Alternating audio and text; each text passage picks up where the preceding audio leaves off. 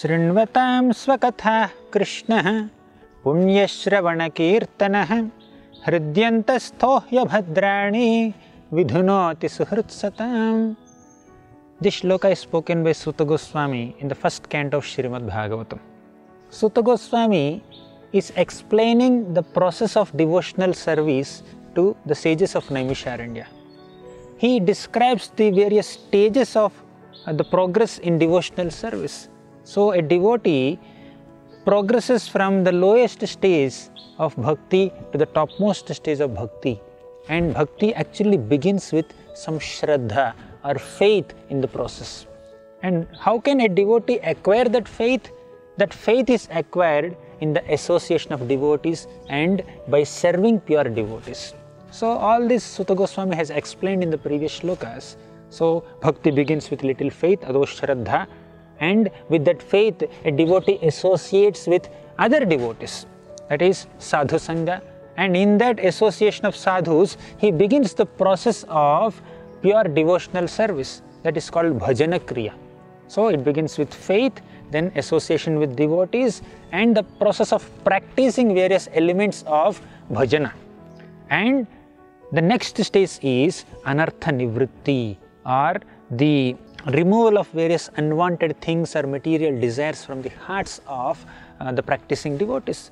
So that stage of anartha nivritti is described in this shloka of Srimad Bhagavatam. Srinvatam swakatha Krishna punya shravana kirtanah.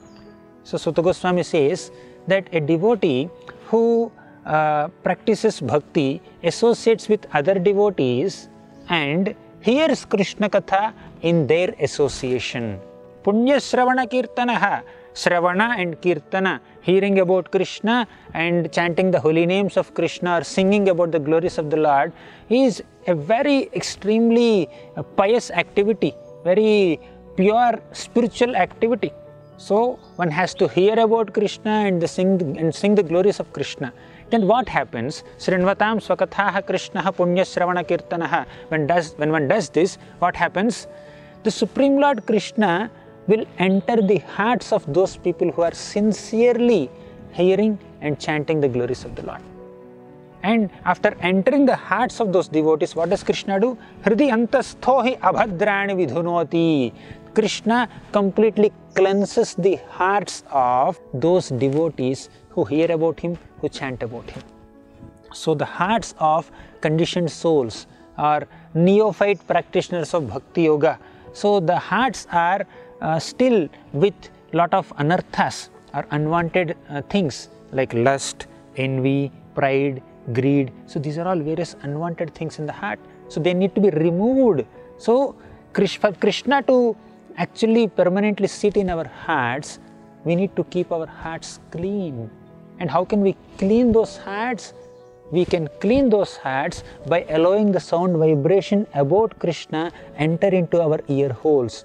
So Krishna, the sound vibrations about Krishna's glories, Krishna's Nama, Rupa, Guna, Leela will enter our ears, and through those sound vibrations, Krishna will enter the hearts, and Krishna himself will just remove all the abhadras or anarthas from the heart. Hridiyantastho hi abhadrani vidhunoti. He will clean them and he will sit there. So he will only clean. But for him to clean our hearts, we need to allow him to enter our hearts through our ear holes. When we hear Srimad Bhagavatam, we are inviting Krishna into our hearts through the ear holes. Then Krishna will remove all those anarthas in our hearts. Why does he remove?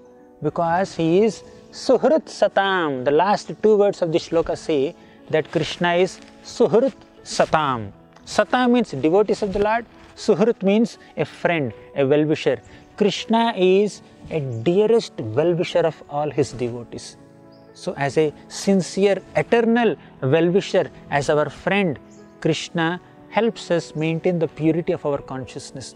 Whatever obstacles are there in our progress of bhakti, what are the obstacles? There may be so many external obstacles or impediments, but the greatest impediments are our own lust, our own envy, our own greed, our own pride.